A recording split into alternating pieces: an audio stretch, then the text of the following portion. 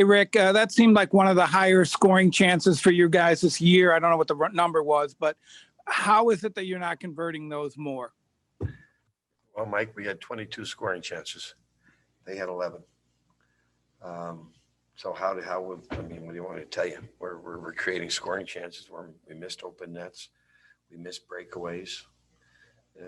Creating the offense is, again, like I've been saying, our team game is very good, especially, Pavelski let us down tonight. Power play got one at the end. There were 22 scoring chances to their 11, and it's a 3-3 hockey game. What do you want me to tell you? Next, we'll go to Matt DeFranks. Matt? Rick, what did you think of Joe Pavelski tonight and that line in general? Good. No, clearly he played a lot. Had 10 shots on net. You take Rupe out of our lineup, you're putting a lot of pressure on Joe and Jamie and that line to produce, and they did. I mean, so he was great tonight.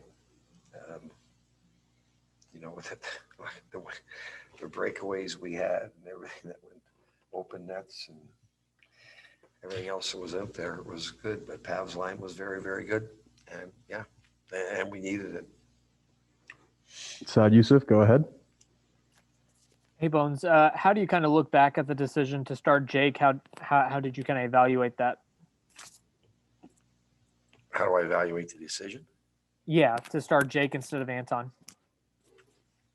I said last night, he had an easy game, and he was fresh, and he's rested, and he's on top of his game. I think that was a very easy decision. Coming off of a shutout and 20 shots, and they only had 20 shots again tonight. So those goals tonight certainly weren't his fault at all. And one's going wide, hits a stick and goes in, good for them. One's a scramble in front of them that falls on their stick. And the other one's a laser beam, perfect shot, far side to under the bar. He was very, very good. So that was an easy decision. Next, we'll go to Matt DeFranks. Matt? Going with Jason and Miro in the shootout, was that just based on how you felt they were playing in regulation? Yeah, we know Jason's very good on the shootouts. Miro was dominant again tonight. A couple of assists, and when he's feeling it, he hasn't. You got to let him go. So you got to give him a chance at it. He wanted it. So listen, one thing about Miro, when that game's on the line, he wants to be on the ice. He wants the ball. So we gave him the chance. Good. Robo made a great goal.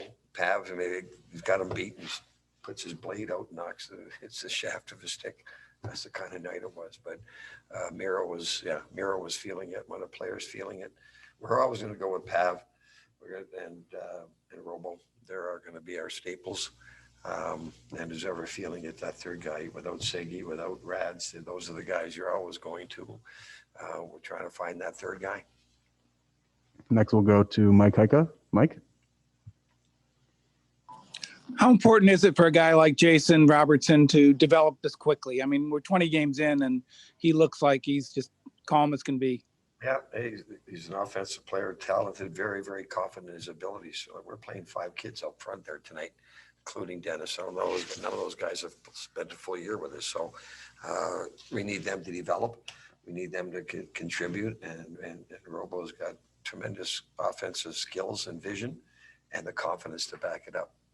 So, we got to make sure he's with the right players because the defensive side of the game will improve. But again, we're asking an awful lot from these kids. But we need to play them. They're going to play, and he'll keep getting better. We'll take 2 more for Coach, starting with Matt DeFranks. Matt? Yeah, the goaltender interference call, was that pretty easy for you guys to challenge? And then as far as the offense goes, second time in the last 3 games, you've had a late push. How do you describe why there isn't that push early in the game? Well, the goalie interference call was easy. Kelly, Matt looked at it. We looked at it. That was going to be an easy call. Listen, you saw 2 tired teams out there today. That's 4 games in 6 nights. We had a great start last night. When we needed to push tonight, we could. Listen, we outshot them 2-1. We outchanced them 2-1. So regardless of when that push came, it doesn't matter. You're not going to control 60 minutes. The guys showed a tremendous amount of fight tonight and keep pushing back. And I'm very proud of the way we battled back. And our last question is from Saad Youssef. Saad? Hey, Rick. Dennis had that breakaway chance there. It seems like it's just not going in for him. How can that change for him? Well, you just have to keep getting those chances, and you hope it goes in. Like, there's no magical pill you take here. It's going to go. It doesn't work that way. You work your way through it, and as long as he's getting those chances, and eventually you hope the puck will go in. If he's not getting those chances, that's a totally different conversation. He's getting chances. He's getting shots. It's not going in. You have to keep pushing. He's a young player. This is probably the first time in his career that it's been a tough time getting the puck in the net. It won't be the last time. But again, it's his first year, full year with us. And he's having a tough time scoring. But he's going to keep going out there. And he's going to he'll keep getting better, and he'll get through this. Thanks, Coach. Thank you.